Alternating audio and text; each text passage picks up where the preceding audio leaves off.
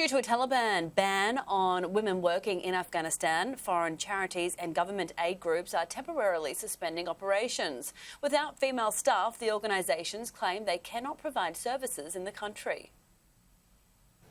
Well, look, just as we've heard in the past, Whitney, from the Taliban, in response to any kind of condemnation from the US, they have told US officials not to interfere in Afghanistan's internal affairs. And this comes after we heard those comments from Secretary of State Antony Blinken over the weekend saying he is deeply concerned by this latest development in Afghanistan. The US government's special representative to Afghanistan, Thomas West himself, saying that this is an irresponsible decision and also poses a mortal risk to those who so desperately depend on the work and support of those female NGO workers in Afghanistan. But of course, this comes after a wave of attempts by the Taliban to really curb the rights and freedoms of women across the country. Just last week, we heard from the Taliban that women would no longer be permitted to attend university. And of course, we have seen that crackdown on women's education over the last year and over the last few months since the Taliban's takeover. And this has sparked widespread concern within the country. We've seen women now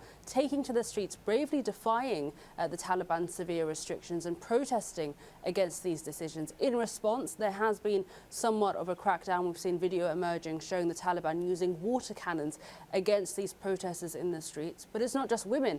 Men are also standing in solidarity with their female counterparts. We've seen male students protesting across universities across the country, some even boycotting their exams. This latest development, this ban on female NGO workers, has set the tone for what could be a continued repression of women's rights. We've already heard from the UN saying that they are working to communicate with the Taliban to see what more can be done to ease these restrictions.